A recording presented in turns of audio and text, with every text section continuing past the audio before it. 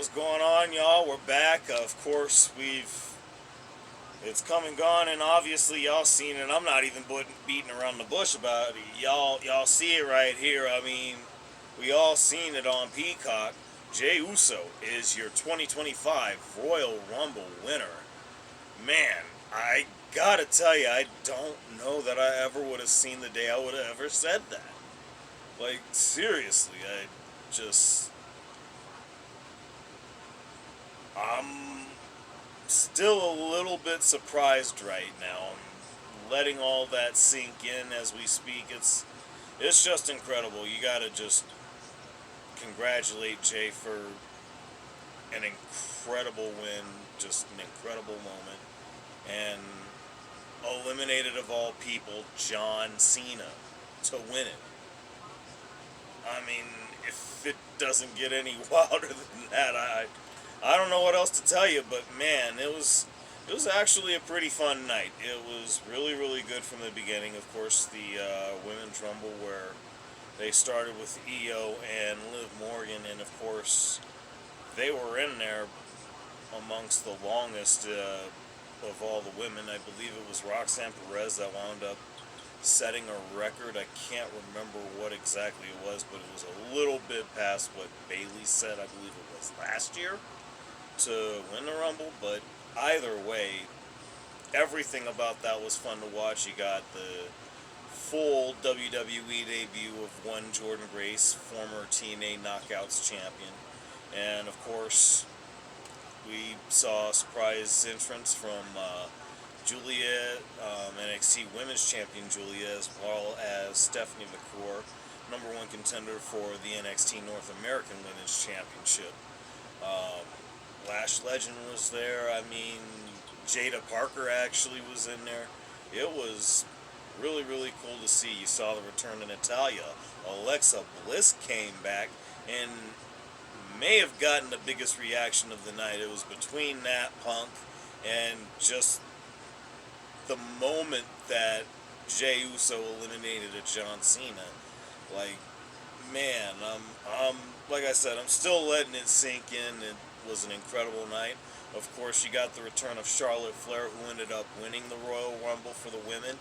Of course, the tag title match, you had DIY successfully defend against Motor City Machine Guns with the help of the Street Profits, would then go on to jump DIY right afterwards, which, I mean, it's incredible. It sets it up. They wanted DIY to begin with, and now that's what they're going to get, apparently.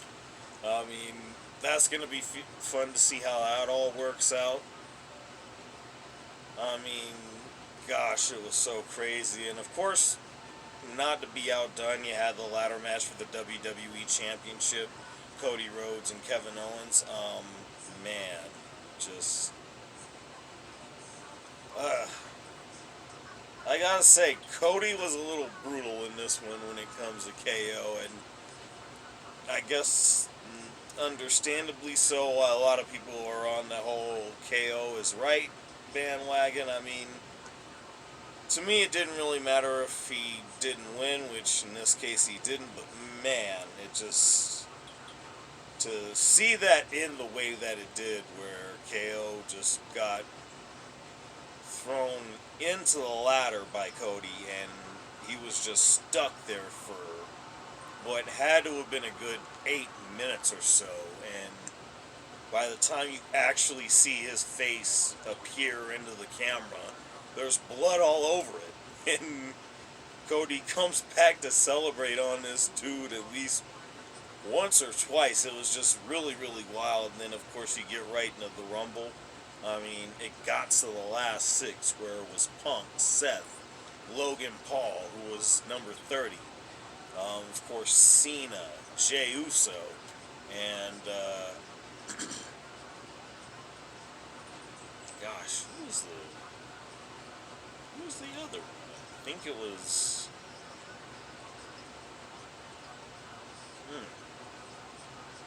I don't know why I'm struggling with that one. Oh, Roman Reigns, duh. How am I forgetting the OTC? Got to acknowledge the OTC, but we acknowledging Jey Uso right now too as the Rumble winner. I mean, Yep, but that last stretch is what was real wild. Those last six, where, of course, Seth and Roman were trying to eliminate each other. Then Punk winds up running up on both of them, eliminates both, and then you have Logan Paul throw out CM Punk, which had to have been one of the bigger shocks of the night, as if Jey Uso being the one to eliminate Cena to win it wasn't a shock. I mean, man, uh, this is probably one of the better Rumble premium live events, pay-per-views that I've ever seen, and I feel like I've seen every one. I'd have to go back and watch a lot of them because there were some damn good ones over the years, but this one definitely. Fuck it. I'm gonna go ahead and go out on a limb and say it. To me, this one might be the best ever. I don't know any other way to look at it. This, for me, might actually be the best Rumble ever, and that's just where I'm at with that. I don't know any other way to put it, and I don't know if it's just because of the fact they ended up going with Jay in the way that they did. It's hard for me to say.